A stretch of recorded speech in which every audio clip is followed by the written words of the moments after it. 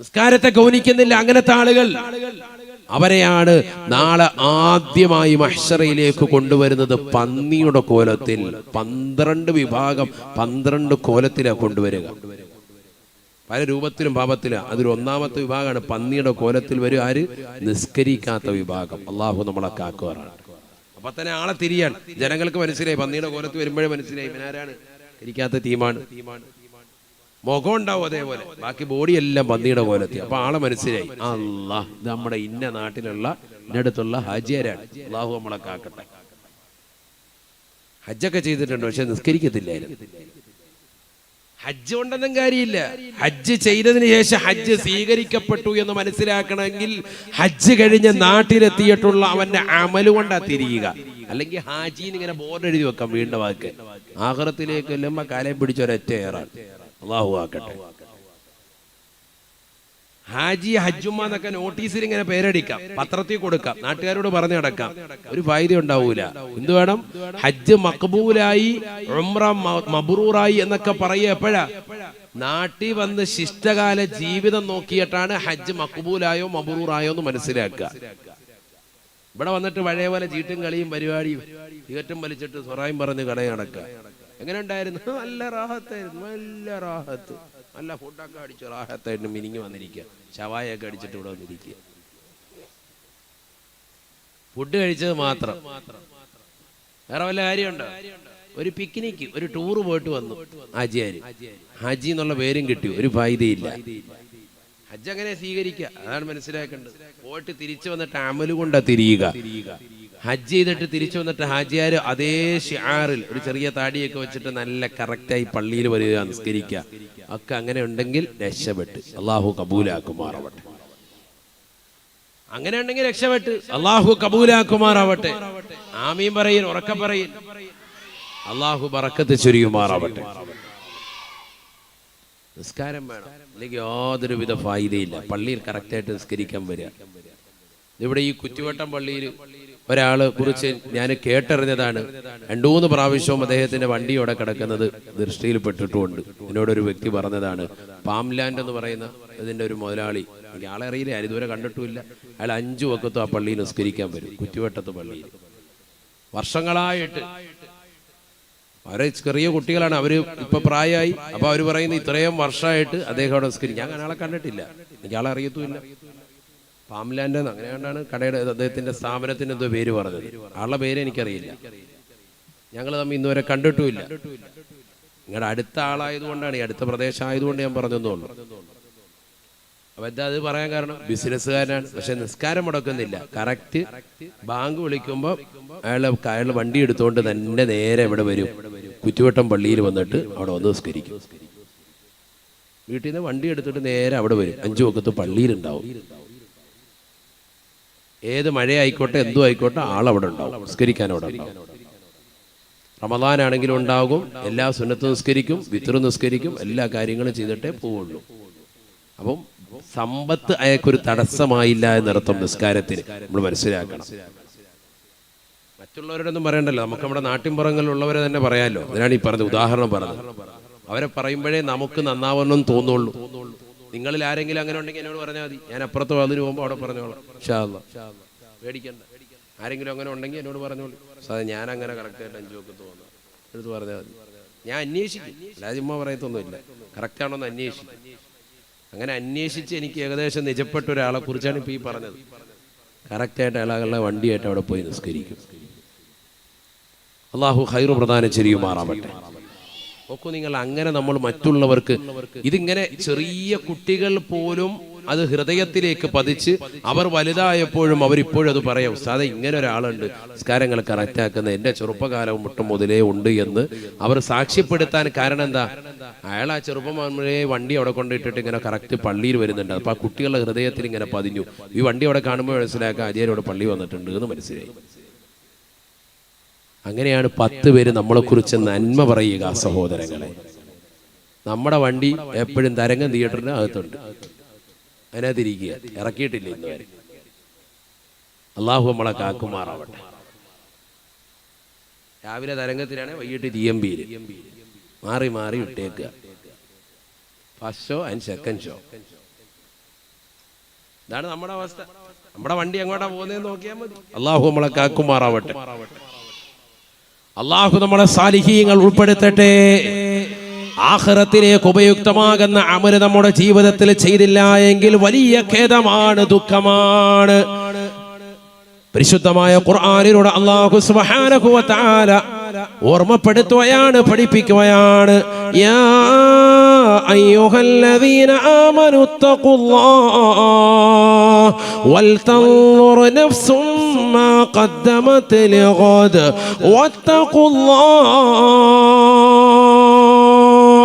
واتقوا الله إن الله خبير بما تعملون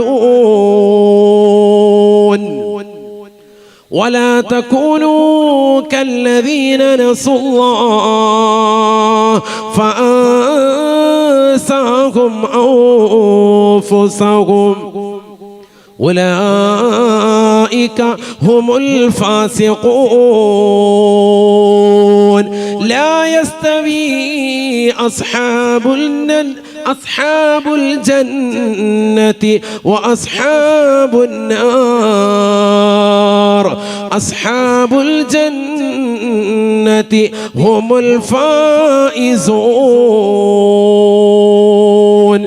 പരിശുദ്ധമായ ഖുർആനിലൂടെ അല്ലാഹു സുബ്ഹാനഹു വ തആല ഉറപ്പെടുത്തുകയാണ്, അല്ലയോ സത്യവിശ്വാസികളെ, മുഅ്മിനീങ്ങളെ, ഇത്തഖുല്ലാഹ്, നിങ്ങൾ അല്ലാഹുവിനെ പേടിക്കണേ, ഭയപ്പെടണേ. അള്ളാഹുവിനെ പേടിക്കണേ, ഭയപ്പെടണേ. അഥവാ നമസ്കാരങ്ങൾ ചിട്ടവെക്കാൻ തയ്യാറാവണേ. അള്ളാഹ് കൽപ്പിച്ച സർവ്വ കാര്യങ്ങളെയും ജീവിതത്തിലേക്ക് ഏറ്റെടുക്കാൻ തയ്യാറാവണേ. അള്ളാഹ് വിരോധിച്ചിട്ടുള്ള സർവ്വ കാര്യങ്ങളെയും പരിപൂർണമായി പാടെ ഒഴിവാക്കാൻ തയ്യാറാവണേ.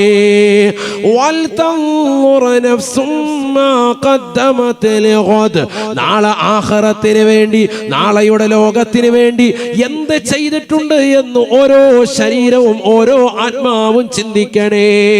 ഞാൻ എൻ്റെ ശരീരത്തിലേക്ക് നോക്കണേ.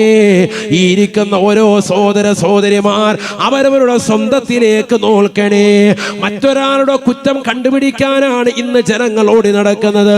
സ്വന്തം കാലിൽ രണ്ട് കാലും നീര് കെട്ടുമ്പോ എന്തിനാണ് ഒരു കാലിൽ മന്തുള്ളവനെ നോക്കി നടക്കുന്നത്? ചെറുപ്പക്കാരാ, സഹോദരാ, നീ നിന്റെ അമല് ശരിക്കൊന്ന് പരിശോധിക്കണേ. നിന്റെ നമസ്കാരം കറക്റ്റാണോ എന്ന് നോക്കണേ. നിന്റെ സമ്പത്തിന്റെ സക്കാത്ത് കൃത്യമായി കൊടുത്തു വീട്ടുന്നുണ്ടോ എന്ന് നോക്കണേ. ഈ വർഷം വിശുദ്ധമായ ഹജ്ജിന് പോകാൻ അവസരമുണ്ടായിട്ടും നിന്റെ സമ്പത്ത് നീ മാറ്റിവെച്ചില്ലേ? ഹറാമായ മേഖലകളിലേക്ക് തിരിച്ചില്ലേ? അടുത്ത വർഷമെങ്കിലും വിശുദ്ധമായ ഹജ്ജിന് പോകാൻ തയ്യാറെടുക്കണേ, തയ്യാറെടുക്കണേ.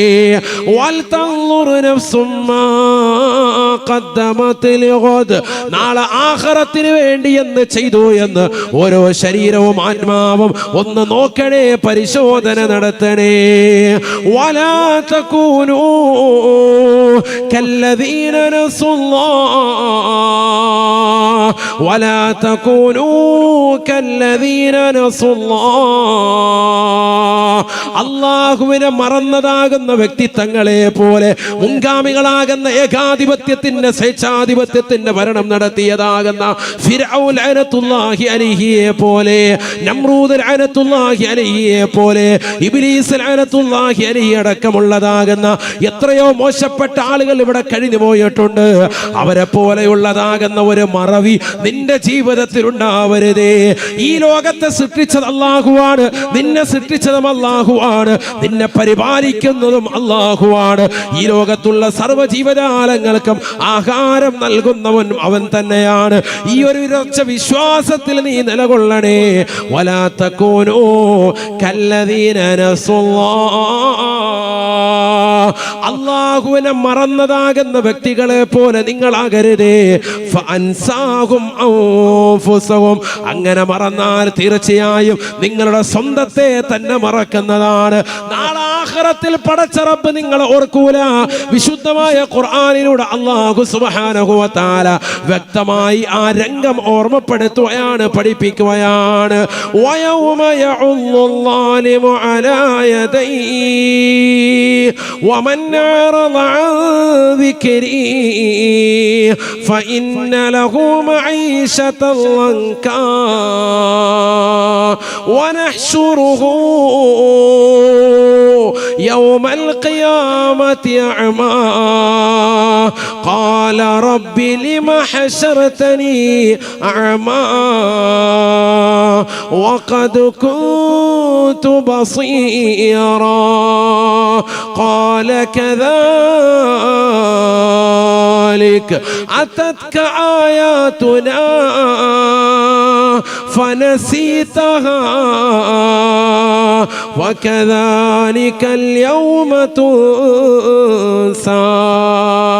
പരിശുദ്ധമായ ഖുർആനിലൂടെ അല്ലാഹു സുബ്ഹാനഹു വ തആല ഉറപ്പെടുത്തുകയാണ്, ഈ ദുനിയാവിൽ പടച്ച റബ്ബിനെ മറന്നുകൊണ്ട് പ്രവർത്തിച്ചവരെ, നമസ്കാര ചിട്ട വെക്കാതെ നിലകൊണ്ടവരെ, ഇബാദത്തുകൾക്ക് കണിശത വെക്കാതെ പിറകോട്ട് മാറി സഞ്ചരിച്ചവരെ, നാളെ ആഖിറത്തിലേക്ക് പടച്ച റബ്ബിന്റെ ദർബാറിലേക്ക് എത്തുമ്പോ നിന്റെ രണ്ട് കണ്ണുകൾക്ക് അന്ധത ബാധിക്കുകയാണ്, നിന്റെ കാതുകൾക്ക് പരിപൂർണമായി കേൾവി ശക്തി നഷ്ടപ്പെട്ടു പോയാണ്, നിന്റെ നാവിന്റെ സംസാര വൈഭവം നഷ്ടപ്പെട്ടു പോയാ, ഒരാളോട് സംസാരിക്കാനുള്ള കഴിവില്ല, അള്ളയോട് മാത്രമാണ് നിനക്ക് പരിഭവം പറയാനുള്ളത്. പടച്ച റബ്ബിനോട് നീ ചോദിക്കുകയാണ്, ലിമ ഹശറതനീ അഅ്മാ, അല്ലാഹുവേ എന്റെ രണ്ട് കണ്ണിന്റെ കാഴ്ചകൾ എടുത്ത് കളഞ്ഞത് എന്തിനാണ് അല്ലാ?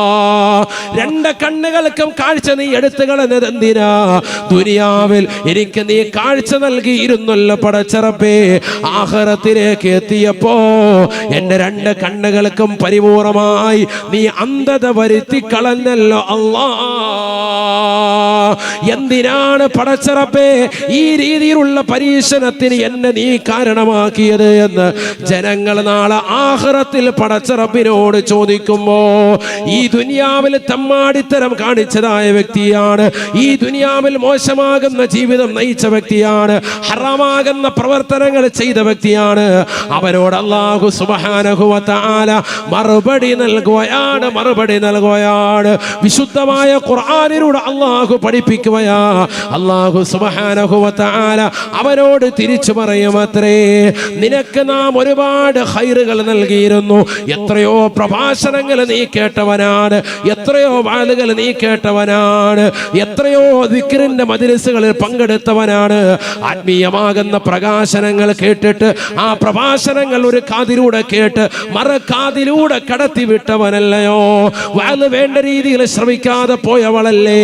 അതുകൊണ്ടാണ് നിന്നെ ഞാൻ അന്ധതയാക്കിയത്. നിനക്ക് പരിപൂർണമായി ദീനനുസരിച്ചിട്ടുള്ള ജീവിതമില്ലായിരുന്നു.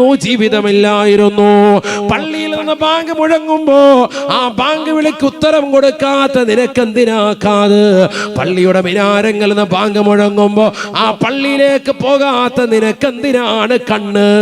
അതുകൊണ്ട് ഇന്നിന്റെ ദിവസം നിന്നെ ഞാൻ മറക്കുകയാണ്. ഫകദാലികൽ യൗമ തുസാ. എന്റെ ദൃഷ്ടാന്തങ്ങളെ നിനക്ക് ഓതി കേൾപ്പിച്ചപ്പോ നീ അതിനെ മറന്നവനല്ലേ, അതിനെ തൃണവൽഗണിച്ചവനല്ലേ, അതിനെ പരിപൂർണമായി അവഗണിച്ചുകൊണ്ട് നടന്നവനല്ലേ, ഖുർആനിന്റെ വചനങ്ങളെ കാറ്റിൽ പറത്തിക്കൊണ്ട് നടന്നവനല്ലേ, ഹദീസുകൾ കേൾക്കാതെ നടന്നവനല്ലേ, ദീനനുസരിച്ചുകൊണ്ട് ജീവിക്കാതെ നിലകൊണ്ടവനല്ലേ. ഫകദാലികൽ യൗമ തുൻസാ. ഇന്ന് നിന്നെ ഇതാ മറക്കുകയാണ്. ഇന്നത്തെ ദിവസം നിന്നെ ഓർക്കുന്നില്ല.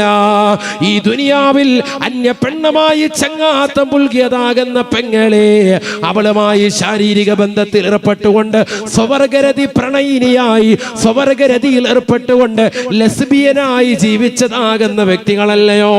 കോഴിക്കോട് ജില്ലയിൽ ഈ അടുത്ത് ഫാത്തിമ എന്ന് പറയുന്ന പെണ്ണിനെയും ആദില എന്ന് പറയുന്ന പെണ്ണിന്റെയും ജീവിതത്തിലൂടെ ലോക ജനത കണ്ടില്ലേ?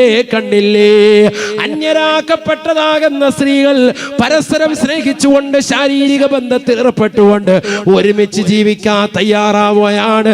ലെസ്ബിയനായി നിലകൊള്ളുന്ന കാലഘട്ടമാണ്. അന്യരാകുന്ന പരപുരുഷന്മാര് പരസ്പരം സ്നേഹിച്ച് പരസ്പരം പൊരുത്തപ്പെട്ട് രണ്ടുപേരും ശാരീരിക ബന്ധത്തിൽ ഏർപ്പെട്ടുകൊണ്ട് വിവാഹം ചെയ്യുന്ന ഗേകളായി ഇന്നത്തെ നവതലമുറയിലെ വിദ്യാഭ്യാസ സമ്പ്രദായം മാറിയില്ലേ?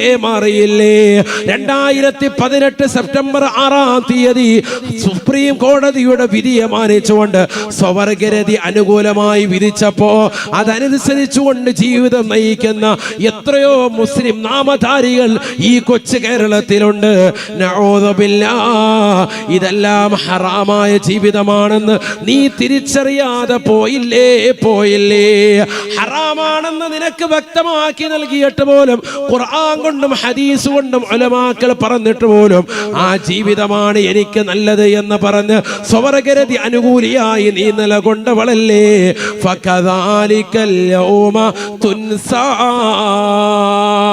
ഇന്ന് ഈ ആഖിറത്തിൽ പടച്ച റബ്ബ് നിന്നെ മറക്കുകയാണ്. ഇന്ന് നിനക്ക് അന്ധതയിട്ട് നൽകുകയാണ്. നീ ഒന്നും കാണേണ്ടതില്ല, ഒന്നും കേൾക്കേണ്ടതില്ല. ഇന്നൊന്നും നീ ഇങ്ങോട്ട് പറയണ്ട, എല്ലാം അങ്ങോട്ട് പറയാനുണ്ട്. ഈ ദുനിയാവിൽ ജീവിച്ച സമയത്ത് നീ കുറെ വർത്തമാനം പറഞ്ഞ് അടിച്ചു പൊളിച്ച് നടന്നു. ഇനി കുറച്ച് അങ്ങോട്ട് പറയാനുണ്ട് അല്ലേ? ഇന്ന് മുസ്ലിം സഹോദരിമാർ നമ്മൾ പെൺകുട്ടികളെ തന്നെ പഠിക്കുന്നതാകുന്ന സ്കൂളിൽ കൊണ്ടുപോയി ഇടുന്നത് എന്തിനാ? സുരക്ഷിതത്വം കൂടുതലായി കിട്ടാനാണ്. ലസ്ബീനുകളായി ജീവിക്കുന്നതാകുന്ന ഫാത്തിമ എന്ന് പറയുന്ന സഹോദരിയും ആതിര എന്ന് പറയുന്ന സഹോദരി അടക്കം അവര് മാത്രമല്ല, കേരളത്തിൽ ഒരുപാട് പേരുണ്ട്. അവരാണ് ഇപ്പൊ കേസിന് പോയത്. വാപ്പ വിളിച്ചുകൊണ്ടുപോയി ഒരു പെണ്ണിനെ. അപ്പൊ ആ വാപ്പാക്കെതിരെ മറ്റേ പെണ്ണ് കേസ് കൊടുത്തു. ഞങ്ങൾ തമ്മിലുള്ള പ്രണയത്തെ, ഞങ്ങൾ തമ്മിലുള്ള ഒരുമിച്ചുള്ള ജീവിതത്തെ സുപ്രീം കോടതിയുടെ വിധിയെ മാനിച്ചുകൊണ്ട് ഞങ്ങൾക്ക് അനുകൂലമായിട്ടൊരു വിധി തരണം, ഒരുമിച്ച് ജീവിക്കാൻ. അതിനെതിരായിട്ടാണ് ഇന്ന പെണ്ണിന്റെ വാപ്പ തയ്യാറാകുന്നത്. അതുകൊണ്ട് എനിക്ക് ആ പെണ്ണിനെ സ്വന്തം ഉപ്പയിൽ നിന്ന് അടർത്തി മാറ്റിയിട്ട് എന്റെ കൂടെ ജീവിക്കാൻ വിടണം. പോലീസുകാര് അതിന് അനുമതി കൊടുത്തു. ഒരുമിച്ച് ജീവിക്കുന്നു. എതിരായി നിൽക്കുന്ന വാപ്പായെ പിടിച്ച് ജയിലിലും ഇടുന്നു. ഇതാണ് ലോകം. അള്ളാഹു മളക്കാക്കട്ടെ. എവിടെ എത്തിപ്പോയി സമൂഹം? എന്താണ് വിദ്യ കൊണ്ട് അർത്ഥമാക്കുന്നത്? എന്താ വിദ്യ കൊണ്ട് അർത്ഥമാക്കുന്നത്? ഒരു സ്ത്രീയും പുരുഷനും ശാരീരിക ബന്ധത്തിൽ ഏർപ്പെടുന്നതിലാണ് സുഖവും ആനന്ദവും എന്ന് മാത്രമല്ല, അവർക്കിടയിൽ കാലാകാലം ജീവിതമുണ്ടാവുക. 30, 40, 50, 60 കൊല്ലമായി രക്ഷിതാക്കൾ, നമ്മുടെ മാതാപിതാക്കൾ ജീവിതം നയിക്കുന്നു. കെട്ടുറപ്പോടുകൂടി സുസ്ഥിരമായ ജീവിതം നയിക്കുകയാണ്. ഒരു പുരുഷനും ലൈംഗിക ബന്ധത്തിൽ ഏർപ്പെടുത്തുന്നതിലൂടെ അവർക്ക് മക്കളെ വേണ്ട, അവർക്ക് ഗർഭം പേറണ്ട, അവർക്ക് നൊന്ത് പ്രസവിക്കണ്ട, അതിൻ്റെ ഏതെങ്കിലും ഒരു വ്യക്തികൾക്ക് കുട്ടിയെ പോറ്റുന്നതിന്റെ കഷ്ടപ്പാടുകളോ യാതനകളോ ഒന്നും തന്നെ സഹിക്കേണ്ടതില്ല. പിന്നെ എന്താ ലക്ഷ്യം? കേവലം ഭോഗം മാത്രം, ശാരീരിക സുഖം മാത്രം, വേറൊന്നുമില്ല. അത് മാത്രമാണ് അതിലൂടെ ലക്ഷ്യം. ഒരു സ്ത്രീയും പുരുഷനുമായിട്ട് എന്താവും ബന്ധപ്പെടുന്നതിലൂടെ എന്താണ് അവർക്കുണ്ടാകുന്ന എന്താ? സാലിഹായ ഒരു കുട്ടിയെ ജനിക്കാൻ. ആ കുട്ടി അള്ളാഹുവിന്റെ ദീനനുസരിച്ചുള്ള ജീവിതം ഇവ നയിക്കുന്നു. ഒരു തലമുറയെ സൃഷ്ടിക്കപ്പെടുന്നു. മാത്രമല്ല അതിലൂടെ ഒരുപാട് കഷ്ടപ്പാടുകളും യാതനകളും രണ്ടുപേരും സഹിക്കാൻ തയ്യാറാകുന്നു. ഒരു കുടുംബത്തിന്റെ പേരിൽ കുട്ടിയെ ഗർഭം ധരിക്കുമ്പോ ആ ഗർഭധാരണ വേളയിൽ മാതാവ് സഹിക്കുന്ന യാതന എത്രയാണ്? സ്ത്രീ സഹിക്കുന്ന യാതന എത്രയാണ്? ആ കുട്ടിയെ നൊന്ത് പ്രസവിക്കുന്നു. അവർക്ക് 2 വർഷം മുലയൂട്ടുന്നു. ആ മുലയൂട്ടപ്പെടുന്ന കുട്ടിക്ക് വേണ്ടി രാപകലില്ലാതെ അധ്വാനിക്കാൻ ഭർത്താവാകുന്ന പ്രിയപ്പെട്ട പിതാവ് തയ്യാറാവുന്നു. ഇതൊന്നുമില്ല ഒരു പുരുഷനും ഒരു പെണ്ണും തമ്മിൽ ജീവിതം നയിക്കുമ്പോൾ. അതുകൊണ്ട് തന്നെയാണ് അത്തരത്തിലുള്ള ജീവിതങ്ങൾ ശാശ്വതത്വമാകാത്തത്. 4 കൊല്ലം 5 കൊല്ലം കഴിയുമ്പോഴേ അവർ അടിച്ചു പിരിയുന്നത് മാത്രമല്ല, മറ്റൊരു പെണ്ണുമായിട്ട് ഈ പെണ്ണിന് കണക്ഷനാകാൻ. ഈ 2 പുരുഷന്മാർക്കിടയിൽ ഉണ്ടായ ബന്ധം അത് 2 വർഷം കൊണ്ട് മാറുന്നത് എന്തുകൊണ്ട്? അതിലേതെങ്കിലും ഒരു പുരുഷൻ മറ്റൊരു പുരുഷനുമായിട്ട് ലൈംഗിക ബന്ധത്തിൽ ഏർപ്പെടും. കാരണം ഒരാളെ കൊണ്ട് സംതൃപ്തി അടയാൻ സാധിക്കില്ല. അത് പ്രകൃതി വിരുദ്ധമാണ്. നഊദു ബില്ലാഹ്, അല്ലാഹു നമ്മളെ കാക്കുമാറാവട്ടെ. എവിടെയാണ് എത്തിപ്പോയി നമ്മുടെ ലോകം? എല്ലാ നന്മകളെയും എതിരായി തിന്മകൾക്ക് കുടപിടിക്കുന്ന കാലഘട്ടം. നഊദു ബില്ലാഹ്, അല്ലാഹു നമ്മളെ കാക്കുമാറാവട്ടെ. ഇനി വരും തലമുറയുടെ അവസ്ഥ എന്താണ്? അടുത്ത തലമുറയുടെ അവസ്ഥ എന്താണ്? നമ്മളെ മക്കളെയൊക്കെ പഠിക്കാൻ വിടുന്നു, അവർക്ക് മൊബൈൽ ഫോൺ കൊടുക്കുന്നു. അവരുടെയൊക്കെ കണക്ഷൻ ഏത് കോലത്തിലാകും? ഏതൊക്കെ ബന്ധങ്ങളുണ്ട്? ഏതൊക്കെ വഴിപെട്ട രീതിയിലായി തീർന്നിട്ടുണ്ട്? നഊദു ബില്ലാഹ്, ആരാണ് ഇതൊക്കെ ചിന്തിക്കുക? നമ്മുടെ പെൺകുട്ടികൾ മറ്റൊരു പെൺകുട്ടിയുമായിട്ട് പോലും ചേർന്നിരിക്കാൻ ഭയക്കുന്ന കാലഘട്ടം എന്നർത്ഥം. അവർ തമ്മിൽ ബന്ധം അനാവശ്യമാകുന്ന വൈകല്യങ്ങളിലേക്ക് എത്തിപ്പെടുമോ എന്ന് മാതാപിതാക്കൾ രക്ഷിതാക്കൾ ഭയക്കുന്ന കാലഘട്ടം. വളരെ ശ്രദ്ധിക്കണം നമ്മൾ. ഇനിയുള്ള കാലഘട്ടത്തിൽ എങ്ങനെയാണ്? നമ്മളൊരു പരിപാടിക്ക്, ഒരു പ്രോഗ്രാമിന് ചെല്ലുമ്പോഴും അവിടെയൊക്കെ നമ്മൾ ശ്രദ്ധിക്കണം. നമ്മുടെ മക്കളെയൊക്കെ നമ്മൾ ഗൗനിക്കണം. അവരേത് രീതിക്കാണ് പോകുന്നത്, എവിടെയാണ് നിൽക്കുന്നത്, എവിടെയാണ് കിടക്കുന്നത്, രാത്രിയായാൽ അവരുടെ കിടപ്പ് എവിടെയാണ്, രക്ഷിതാക്കൾ ശ്രദ്ധിക്കണം. നമ്മുടെ ബന്ധുവീടുകളിലായിരുന്നാൽ പോലും. കാരണം ഒരു സെക്കൻഡ് മതി ജീവിതം അനാവശ്യമാകുന്ന തലത്തിലേക്ക് എത്തിപ്പെടാൻ. അതുകൊണ്ട് ഗൗരവമായി നമ്മൾ ഇതിനെ കാണണം. അള്ളാഹു നമ്മുടെ മക്കളെ സാലിഹീങ്ങൾ ചേർക്കട്ടെ. എന്ത് വേണം? എപ്പോഴും ദുആ ചെയ്യണം. അള്ളാഹു എനിക്ക് സാലിഹായ സന്താനത്തെ താ, എനിക്ക് നൽകിയിട്ടുള്ള മക്കളെ സാലിഹീങ്ങളാക്കണേ. റബ്ബനാ ഹബ് ലനാ മിൻ അസ്വാദിനാ വദുർരിയാതിനാ ഖുർറത അയുനിൻ വജഅൽനാ ലിൽ മുത്തഖീന ഇമാമ. എന്റെ ഭാര്യ സന്താനങ്ങളെയെല്ലാം കൺകുളിർമയാകുന്ന ഭാര്യ സന്താനങ്ങളാക്കണേ. എപ്പോഴും സദാസമയം നമ്മൾ ദുആ ചെയ്യണം. അല്ലെങ്കിൽ നമ്മൾ കൈകടിക്കേണ്ടി വരും. നമ്മുടെ മക്കളുടെ കൂട്ടുകെട്ട് ശ്രദ്ധിക്കണം. ആരാണ് അവന്റെ കൂട്ടുകാർ? നമ്മുടെ മകളുടെ കൂട്ടുകെട്ട് ആരാണ്? സ്കൂളിലേക്ക് പോകുമ്പോൾ, മദ്രസയിലേക്ക് പോകുമ്പോൾ അവൾ സ്ഥിരമായി ബന്ധപ്പെടുന്ന കൂട്ടുകാരി ദീനീബോധമുള്ള, മതനിഷ്ഠയുള്ള, ഇസ്ലാമും തഖ്വയും ഒക്കെ ഉള്ളതാകുന്ന കൂട്ടുകാരികളാണോ? ശ്രദ്ധിക്കണം നമ്മൾ. നിസ്കാരം ഇല്ലാത്തവനായിട്ട് മക്കളെ കണക്ട് ചെയ്താൽ അവൻ നിസ്കാരമില്ലാത്തവനാകും. നിസ്കാരമുണ്ടെങ്കിൽ പോലും അത് ഇല്ലാതാവും. ഉറപ്പാണത്. മൊബൈൽ ഫോണിന് അഡിക്റ്റ് ആകുന്ന ഒരു കൂട്ടുകാരനുമായി, അല്ലെങ്കിൽ അശ്ലീല ചുവയുള്ള സംസാരമുള്ള ഒരു കൂട്ടുകാരനുമായി നിന്റെ മകനെയോ മകളെയോ ബന്ധപ്പെടുത്തിയാൽ ആ മകനും മകളും അതേ രീതിക്ക് എത്തിപ്പെടും. അതിൽ സംശയമില്ല. അതിന് വലിയ കാലതാമസമൊന്നും വേണ്ട. കുറഞ്ഞ കാലഘട്ടം കൊണ്ട് തന്നെ ആ രീതിയിലേക്ക് എത്തിപ്പെടും. അതുകൊണ്ട് നമ്മൾ ശ്രദ്ധിക്കണം. എന്താണ് അവന്റെ അവസ്ഥ? خلي خلة الخذلان خوف الخاتمة خالل خليلا خامل الوصف من الخلخال خال لا إله إلا الله.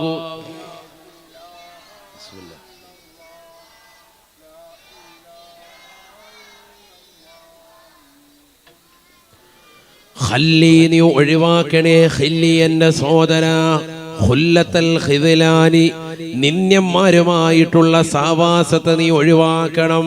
ഖൗഫൽ ഖാത്തിമ, ആഖിറത്തെ ഭയപ്പെട്ടതിന് വേണ്ടി. മരണാനന്തര ജീവിതം എങ്ങനെയാകുമെന്ന് ഓർത്ത് അവിടെ രക്ഷപ്പെടാൻ വേണ്ടി ഇവിടെയുള്ള ദുഷിച്ച കൂട്ടുകെട്ടൊക്കെ ഒഴിവാക്കണം. ഇതുവരെ ഒഴിവാക്കിയിട്ടില്ലെങ്കിൽ ഇനി നിർബന്ധമായിട്ട് ഒഴിവാക്കണം. കാരണം നമുക്ക് എങ്ങനെയെങ്കിലും രക്ഷപ്പെടണം. ഇവിടെ ദുനിയാവിൽ SSLCയോ അല്ലെങ്കിൽ നീറ്റ് എക്സാമിലോ അല്ലെങ്കിൽ +2 ഒന്നും ജയിച്ചോണ്ടൊന്നും ഒരു വിശേഷവും ഇല്ല. ഇവിടെ കുറെ സർട്ടിഫിക്കറ്റ് കിട്ടുന്നതല്ലാതെ ഇതൊന്നും കാര്യമില്ല. യഥാർത്ഥ പരീക്ഷ എന്ന് പറയുന്നത് ആഖിറത്തിലേക്കുള്ളതാകുന്ന പരീക്ഷയാണ്. അതാണ് ഈ നടന്നുകൊണ്ടിരിക്കുന്നത്. അതിൽ നിന്റെ നിസ്കാരം, നിന്റെ ഇബാദത്ത്, നിന്റെ തഖ്വ എത്രത്തോളം ഉണ്ടോ അതനുസരിച്ച് അവിടെ നീ രക്ഷപ്പെടും. അതുകൊണ്ട് എല്ലാ ദുഷിച്ച കൂട്ടുകെട്ടുകളെ ഒഴിവാക്കണം. ഖാലിൽ ഖലീലൻ ഖാമിലൽ വസ്ഫി മിനൽ ഖൽഖാലി ഖാലിൻ, എല്ലാ മ്ലേച്ഛതകളിൽ നിന്നും ഒഴിവായിട്ടുള്ള നല്ല സൽവൃത്തരാകുന്ന സച്ചരിതരാകുന്ന കൂട്ടുകാരെ കണ്ടെത്തി അവരുമായി ബന്ധം സ്ഥാപിക്കണം. അങ്ങനത്തെ കൂട്ടുകാരില്ലെങ്കിൽ അവരെ കണ്ടെത്തി ബന്ധം സ്ഥാപിക്കണം, എങ്കിലേ രക്ഷപ്പെടുകയുള്ളൂ. നല്ല സുഹൃത്ത് വലയം ഉണ്ടാക്കണം. ഈ ഇരിക്കുന്ന ഓരോരുത്തരും, ഞാൻ എന്നെയും നിങ്ങളെയും ഓരോരുത്തരും, സഹോദരിമാർ അവരെയും ഓരോരുത്തരും ഒന്ന് ചിന്തിക്കട്ടെ. നമ്മുടെ കൂട്ടുകെട്ട് ആരാണ് സഹോദരങ്ങളെ? നമ്മൾ എന്തുകൊണ്ടാണ് നിസ്കാരമില്ലാതായി പോയത്? നമുക്കെന്തുകൊണ്ട് ജുമുഅ നഷ്ടപ്പെട്ടു പോയി? നമുക്കെന്തുകൊണ്ട് വലിയ വലിയ വഅലിന്റെ സദസ്സുകൾ നഷ്ടപ്പെട്ടു പോയി? നമുക്കെന്തുകൊണ്ട് അറിവിന്റെ സദസ്സുകൾ ഒരു 10 മിനിറ്റ് ഇരിക്കാൻ മനസ്സില്ലാതായി പോയി? നമ്മൾ എന്തുകൊണ്ട് സദക്ക നൽകാതായി പോയി? എന്തുകൊണ്ട്? നമ്മൾ എന്തുകൊണ്ട് ആത്മീയമാകുന്ന അറിവുകൾ നേടുന്നതിൽ പിറകോട്ട് പോയി? രാവിലെ നമ്മൾ എഴുന്നേറ്റ് വീടിന്റെ വാതിൽക്കൽ തന്നെ വന്നു. അവിടെ നല്ലൊരു പുസ്തകം ഇരിപ്പുണ്ട്, ദീനിയായ പുസ്തകമാണ്, അതവിടെ ഇരിപ്പുണ്ട്. അതിന് നമ്മൾ മുൻതൂക്കം കൊടുക്കുമോ? രാവിലെ വരുന്നതാകുന്ന പത്രമോ അല്ലെങ്കിൽ മറ്റേതെങ്കിലും വാരികയ്ക്കോ ഏതിനാ നമ്മൾ മുൻതൂക്കം കൊടുക്കുക? വായിക്കാൻ കൂടുതൽ സമയം വേണ്ട. നമ്മുടെ mobile phone, apple mobile phone ആണെങ്കിൽ ആപ്പ് സ്റ്റോർ വഴിയും, ആൻഡ്രോയിഡ് മൊബൈൽ ഫോൺ ആണെങ്കിൽ ആൻഡ്രോയിഡിന്റെ വെർഷൻ വഴിയും തീർച്ചയായിട്ടും എല്ലാവർക്കും കൃത്യമായിട്ട് ഡൗൺലോഡ് ചെയ്യാം, ഫ്രീ ആയിട്ട് ഡൗൺലോഡ് ചെയ്യാം. പ്ലേ സ്റ്റോർ വഴിയും ഒക്കെ ഡൗൺലോഡ് ചെയ്യാം. എന്ത്? ഖുർആൻ ഡൗൺലോഡ് ചെയ്യാം, ഫ്രീ ആണ്. ഒരു 5 പൈസ മുതൽ മുടക്കില്ല. കുറഞ്ഞ MB വേണമെന്ന് മാത്രം, നെറ്റ് വേണം. ഖുർആൻ ഡൗൺലോഡ് ചെയ്തിട്ട് എത്ര ആളുകൾ നമ്മുടെ മൊബൈലിൽ യാത്ര ചെയ്യുന്ന സമയത്തോ ഖുർആൻ ഓതുന്നവരുണ്ട്, എത്ര പേരുണ്ട്?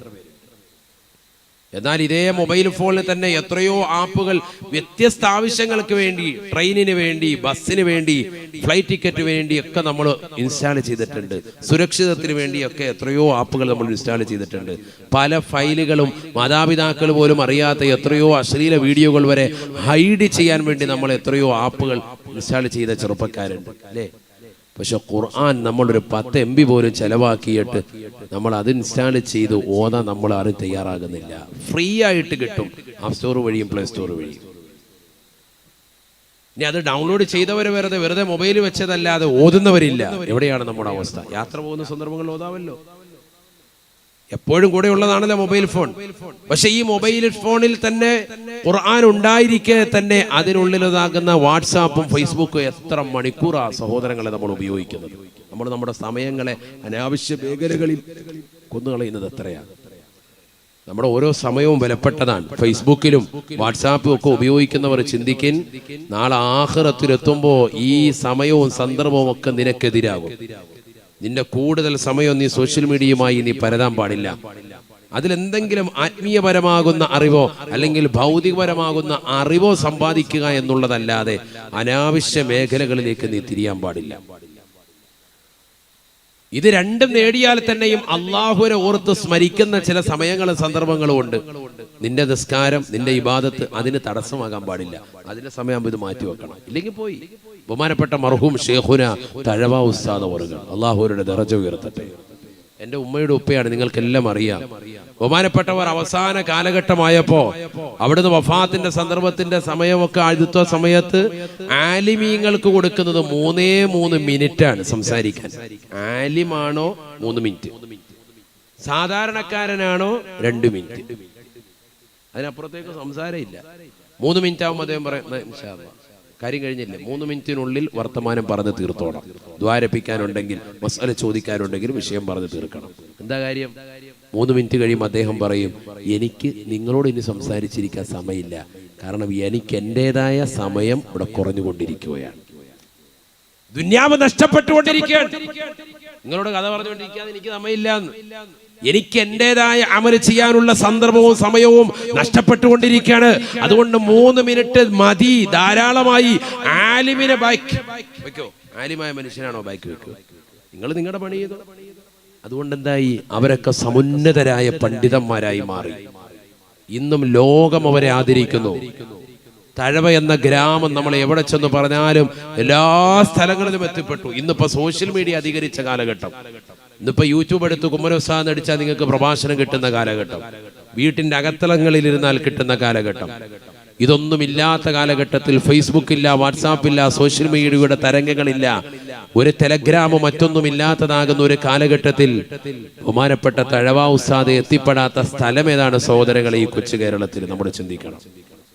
ഞാൻ എവിടെ ചെന്നാൽ അവിടെയൊക്കെ പറയും, ഇവിടെ ഇങ്ങടെ വല്യുപ്പ 10 ദിവസം ബാത് പറഞ്ഞാൽ, ഇവിടെ ഇങ്ങടെ വല്യുപ്പ 7 ദിവസം പറഞ്ഞാൽ. കോഴിക്കോട് കുറ്റിച്ചിറയിൽ തുടർച്ചയായി ബഹുമാനപ്പെട്ടവർ 68 ദിവസം തുടർച്ചയായി വാന്ന് പറഞ്ഞത് ഇന്ന് വരെ കേരളത്തിൽ മറ്റൊരു പ്രഭാഷകൻ മറികടക്കാൻ സാധിച്ചിട്ടില്ല. നമ്മൾ മനസ്സിലാക്കണം. ഒരു നാട്ടിൽ ഇത്ര ദിവസം 68 ദിവസം തുടർച്ചയായി ഒരു വിഷയത്തെ സംബന്ധിച്ച് വാന്ന് പറയാൻ. എന്നിട്ട് ആ വിഷയം തീർന്നോ? ഇല്ല, അടുത്ത വർഷം 1 മാസം കൂടി ഡേറ്റ് കൊടുത്തിട്ടാണ് ആ വിഷയം പൂർത്തീകരിച്ചത്. അത്രയേറെ അറിവിന്റെ ആഴിയിലൂടെ സഞ്ചരിച്ച മഹാന്മാർ അവർ നമ്മുടെ തൊട്ടടുത്ത ആളുകളാണ്. മനസ്സിലാക്കണം. നമ്മൾ 4 ദിവസം വാത് കഴിഞ്ഞപ്പോ തന്നെ മടുത്ത് എഴുന്നേക്കാണ്, അതൊക്കെ പാട്ടും പാടി പോവുക, അസ്സലാമു അലൈക്കും, മതിയായി, എല്ലാം കഴിഞ്ഞ് അമലൊക്കെ ചെയ്തോളാം ഉസ്താദേ. 4 ദിവസം ആയേ ഉള്ളൂ. ബൈ ബൈ, അടുത്ത വർഷം കാണാം.